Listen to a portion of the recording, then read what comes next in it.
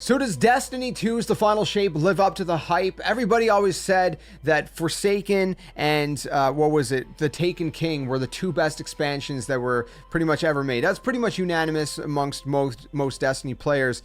And everybody was wondering, is this going to be up there with those two expansions, or is it going to be another disappointment? Like, you know, a lot of people felt Lightfall definitely fell short. It fell all right. So we're going to be talking about that here in this video. It's going to be my honest and as spoiler free as I possibly can, with, you know, the exceptions. Obviously we have to talk mild spoilers like the destination, which is the Pale Heart, a little bit as well. So I'll try to keep it as spoilers free as possible. I'll try to be very vague with the story stuff, but yet, you know, detailed enough where, you know, it can kind of factor into the review aspect of this. So bear with me. I'm going to try to balance it to the best of my ability. If you enjoy this one, leave a like, subscribe for more. We do a variety of gaming content here on the channel. Let me just preface this by saying I've been around Destiny since the alpha. It's not been the only game, obviously, that I've played. I've played other games, so, you know, I don't have 10,000 hours in Destiny, but I have a couple thousand hours into this franchise, you know, for sure. And there's been seasons where, you know, maybe we're a little bit more dry and, you know, I didn't play as much and different things like that. But for the most part, I've played most of what has come out. Do I remember every little tiny nuance? No, obviously not. But the point is, I've been here from the start, and so as a veteran, I can kind of give that perspective to this as well. Like, is this a good culmination to the Light and Dark saga? And if you don't know what that means, basically the past 10 years of Destiny are all concluding with the Final Shape. Is it the end of Destiny? No, they said there's more to come beyond this. We also have 3 episodes which are going to be replacing the seasonal content coming out in the next year. And then after that, what are we going to be getting? Well, we don't know. There's, at the time of recording this, is going to be a stream on the following Monday, June 11th. I'm currently recording this before then because that is also when the first episode launches, and I want to start getting into that content, so I wanted to review this first. Let me just go into this and preface this even further by explaining, you know, what I have actually done, so you understand, you know, where I'm coming from when I'm reviewing this. I've done, as far as I know, pretty much all of the exotics. The only one I have not gotten is this one exotic that currently is bugged. I've done all the steps. I just got to open up this chest that's bugged at the time of recording this. So there are some bugs. It had some hiccups from the gate. The day one, the servers were probably the worst it's ever been for any expansion. It was very, very bad server wise, but they got it fixed pretty quick. I got to give them credit where credit is due. But beyond that, you know, we have the Red Death, which is part of the Season Pass, which is returned as an exotic. We have the Still Hunt, which basically has an ability to shoot golden gun shots, which is absolutely insane, which is an exotic, you know, part of a whole other quest that you got to do. There's the Microcosm I've gotten as well. I've got guides for all of this up on my channel as well, and then the Ergo Sum. So I've gotten pretty much all the exotic weapons, as far as I'm aware, at the time of recording this, and, you know, all that good stuff. We do not yet have the exotic class items. That, I think, is going to be launching with episode 1. Echoes episode is going to be called Echoes. So I've pretty much done all there is to do. I've played through the campaign once on Legendary. I've played probably over half of the missions a second time for different reasons. So I've played almost the campaign twice. I've done some of the raid. I haven't finished the raid, and it's very hard to finish the raid before doing these reviews, unfortunately, but I have seen multiple different encounters. I've seen a lot of the raid. I've experienced, you know, at least the first chunk of the raid. First, you know, maybe, I don't know how much of the raid, but anyways, so maybe that gives you a little bit of a preface. I put many hours into this game as of the time of recording this. And the question is this a great culmination? Let's just get this out of the way. Is this a great culmination to this whole 10-year saga? And I would say, you know, short, simply put, absolutely. If you want to see how this light darkness saga ends, this is a great culmination. If you want to see, you know, one of the greatest, I think top 3. I think this is probably in the top 3 expansions ever made. I would put this alongside Forsaken and the Taken King, which have been always, again, almost unanimously agreed upon as the 2 greatest expansions Destiny's ever made, story-wise and content-wise. And the content in here is packed. I've been going at it non-stop, trying to make videos, content, different things like that. I mean, there's so much to do in this expansion. It makes Lightfall look laughable. Lightfall, like I said, it definitely fell. It was not a great expansion. Most people did not look at it very kindly. It was just not too great. It should have been a lot more than it was. But the final shape, I mean, they, as everybody keeps saying, the one reoccurrent, sentence that everybody keeps saying is Bungie absolutely cooked with this expansion, and that is true. Let's get into Prismatic. So Prismatic is a brand new subclass that basically meshes light and darkness together. And what's cool about this is you can mix and match different abilities between the light and the darkness subclasses. So for the actual subclass, I'm going to be using the Hunter as an example. For the subclass, you start off with the Silence and Squall super ability. That's for the stasis, and I think it's stasis for all the ones that you start out with every class. Hunter, Titan, and Warlock. And then you have different ways to unlock the different ones, the other ones, and different ways to unlock the other abilities, and different ways to unlock the other aspects and fragments. There's a bunch of different things you got to do, different quests, different kind of overworld area stuff in the Pale Heart. And again, we're going to be talking about the Pale Heart to some extent, so hopefully you don't find that too spoilery. It's not going to really be story based, and for the most part it'll be pretty vague. But for example, you can't just choose any ability. So for example, if you want to use, like, say, the solar ability in the Prismatic, for the Hunter, it'll be Golden Gun Marksman. So if you wanted to do Blade Barrage under Prismatic, that's not an option, unfortunately. You can't just choose anything you want from any subclass. There's certain options that they give you to choose from. They've chosen what they want to choose, and they're like, here, these are the options. So that's just one thing to keep in mind. The arc for the Hunter, and probably for, I'm assuming, the others as well, is a brand new it's a brand new super. For the Hunter, it's called Storm's Edge, and it's very cool. So beyond that, of course, you got your abilities. That's pretty much always standard. You got your blink, you got your strafe, you got your high jump you can choose from. You got your gambler's dodge, marksman dodge, or acrobats dodge if you're a Hunter. For example, on the R1, right, the grenade option, you have the throwing knives from the solar, the withering blade from the stasis, the snare bomb from the void, and then the combination blow from the arc, and a threaded spike for the strand. And again, you got all the random options. Swarm grenade, not a trip mine grenade. It would have been cool to have trip mines or healing grenades. But again, the options are limited in Prismatic. I wish there would have been maybe better options. I wish, like, for example, like I said, the Hunter would have had at least a trip mine grenade, or maybe maybe not a trip mine grenade, but like a healing grenade or something. That would have been cool. And then the fragments, they're really cool fragments, but I felt like, maybe they're not as ideal as I would have hoped for.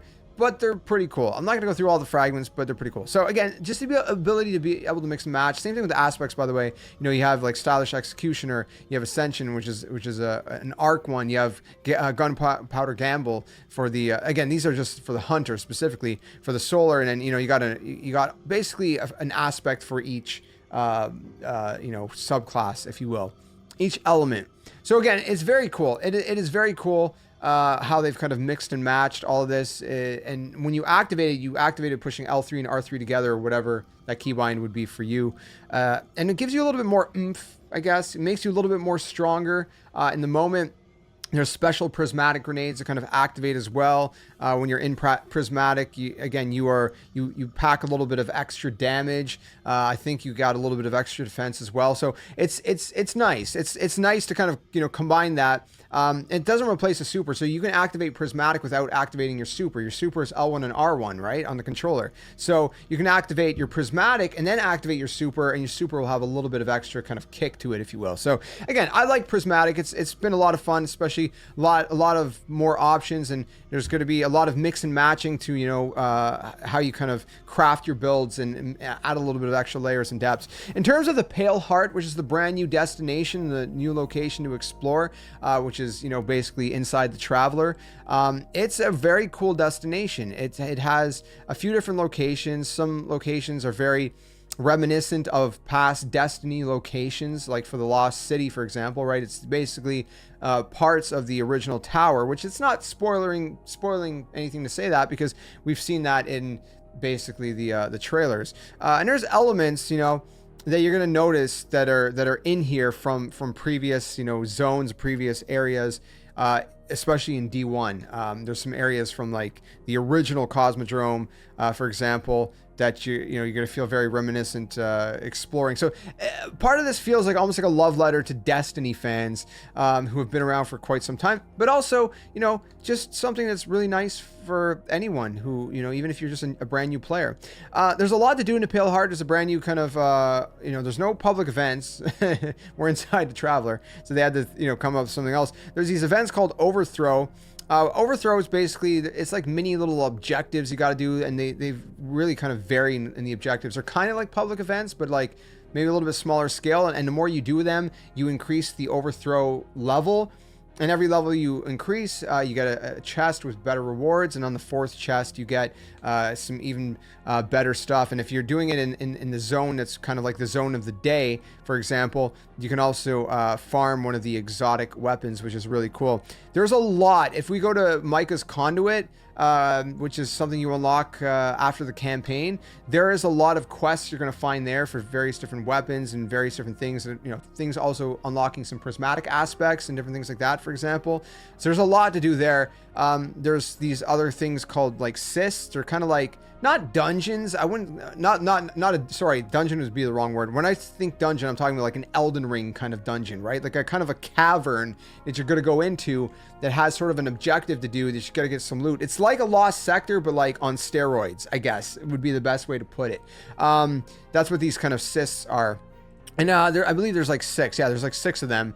So there are those as well. And then there's this new thing called Pathfinder, which you're going to find both in the Pale Heart, and it's going to be replacing the Vanguard and the Crucible. So what basically Pathfinder is, if you're on the Pale Heart, it'll be certain objectives. It could be like, oh, okay, in the Pale Heart, defeat combatants using special ammo weapons in the Impasse, which is a very specific location, or in the Landing. The Landing is another location in the Impasse, right? And then there's kind of like these nodes you have to kind of connect together, and if you get them all to the very end, each one gives you like XP and reputation with the vendor. And once you get to the end, you can get special rewards. So the first time you get the reward, it'll be like a prime engram. Then you'll get like legendary engrams with reputation and XP, different things like that. And then that's also something that has been changed with Destiny 2's Lightfall with Vanguard, Crucible, and Gambit. So they don't have bounties anymore. Instead, they have a whole Pathfinder rituals thing, which again is all these different nodes that are kind of like bounties. It could be like in Crucible, Gambit, or Vanguard, generate orbs of power, or it could be something like specifically in Crucible, get supers. And again, you connect all these nodes, you get to the end, and there's different rewards, prime engrams, and bright dust, enhancement prisms, challenger XP, different things like that. So that's very nice.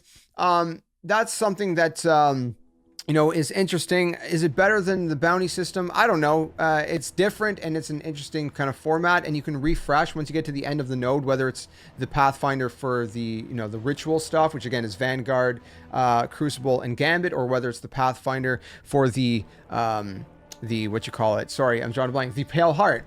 You can reset it once you get to the end and get the reward, so you can get a fresh new node. So the nodes are going to like be randomized again, and you can get more XP, you can get more rewards, and all that good stuff. So that's something that's very nice that they've added. I think adds a little bit of something fresh and different to it as well.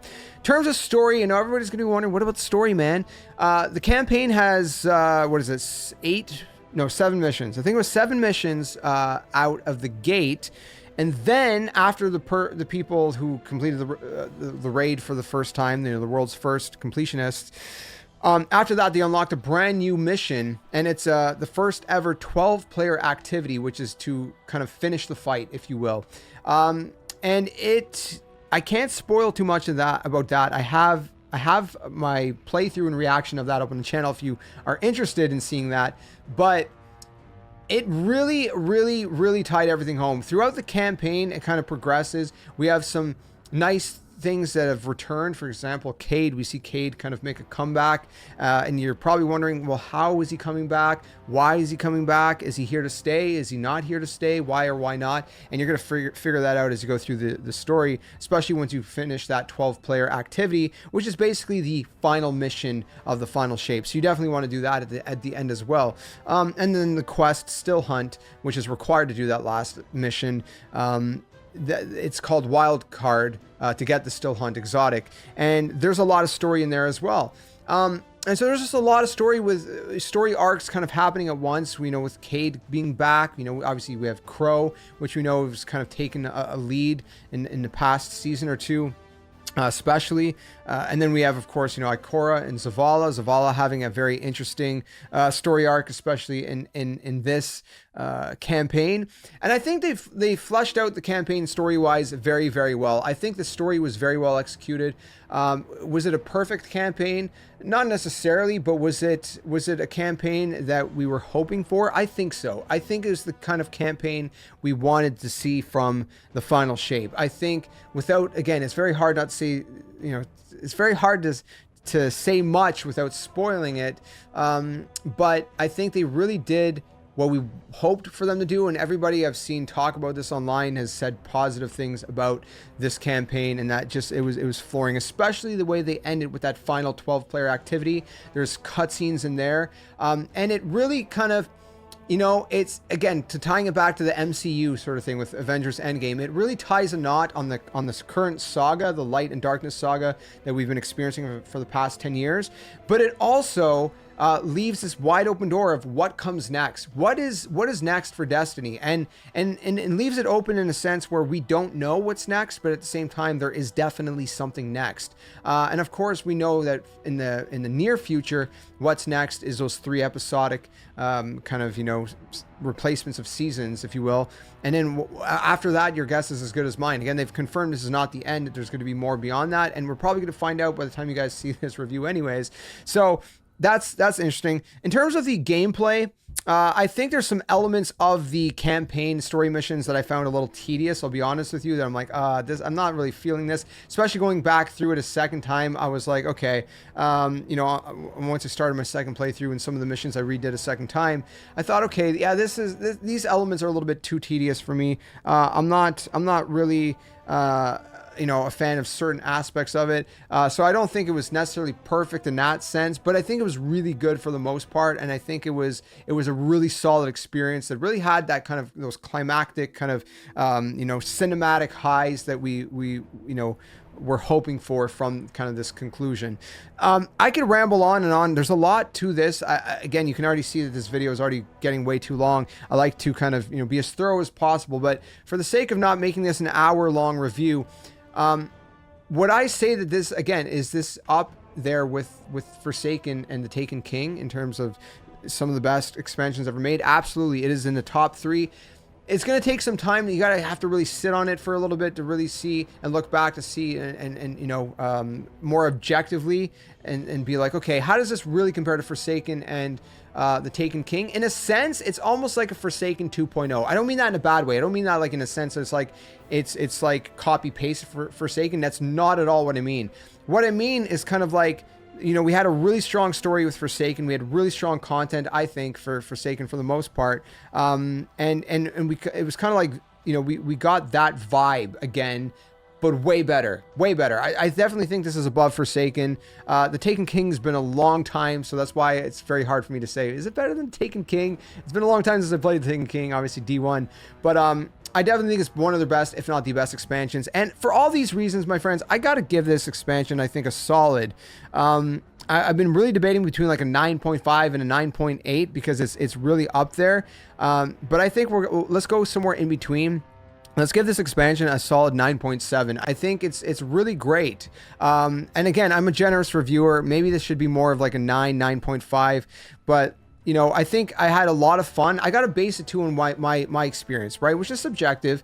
I had a lot of fun. I think the content has been really rich. I've just really been enjoying the wide variety of content. I've been feeling like there's like, you know, elements that feel very nostalgic, but it's not just nostalgic for the sake of being nostalgic. It's also fresh and new, but there's callbacks. That's kind of probably a better word than, you know, kind of nostalgic elements. There's callbacks to make you feel nostalgic while being fresh and new and telling this whole new story and kind of conclusion, if you will. So the raid is from what I've experienced so far is incredible, and from what I've seen, all of the content is incredible. The exotics are a lot of fun. All the callbacks are amazing. The Pale Heart's a really cool destination, vibrant, bright, beautiful, colorful. The music is just phenomenal as per usual. Their music is always incredible in this game. You know, they even pull out some old music to kind of, and even remix it in certain ways that you're just going to be like, wow, like it's just really nice. Again, callbacks, right? So again, this is just a really good expansion that I think you can play one way or the other. Whether you haven't played for a while, yeah, it can be a standalone expansion you just jump into, or whether you want to, you're a veteran that's played everything and you're wondering, is this going to be a good conclusion? Which, if you're that kind of person who's played everything already, chances are you probably already have played it, and you're probably just watching to see what someone else said. So I'm curious, if you have played it, let me know in the comments what you guys think of this expansion. What would you rate it out of 10? Am I being too generous giving it a 9.7? I think it's really, really good, and I just cannot wait to see where we go from here. There's so much potential, I think, with the universe of Destiny that they could do with it. And I'm so glad that they made the final shape what it was, because I think it was a nice love letter to the veterans, but also a really great expansion for even newcomers, and just I think a perfect way to end the story. There's emotions of all sorts in here, man, that you're gonna feel. It takes you on a roller coaster. So let me know your thoughts. If you enjoyed it, leave a like, subscribe for more. I hope I didn't miss anything. There's a lot of content. The new strike is great. You do that through the kind of campaign story mission it makes you do. Same thing with the lost sectors. So I didn't really go too much in depth with that, but those are fun as well. And it's just really great, man. I'm having a blast, and I just, again, can't wait to see what's next. So thanks for watching, and until the next one, game on. I'll see you guys Starside. Hey you! What are you doing? Join the Skeleton Army! Do it today! Don't wait till tomorrow, because tomorrow might never come. The Earth is gonna fade, that's inevitable. The next second of your life's not even promised, so you better think about where you're going, and you might as well just join the Skeleton Army. Plus, we do kind of like you a little bit, so it'd be nice to see you around here. But if you don't want to, hey, your loss. See you later!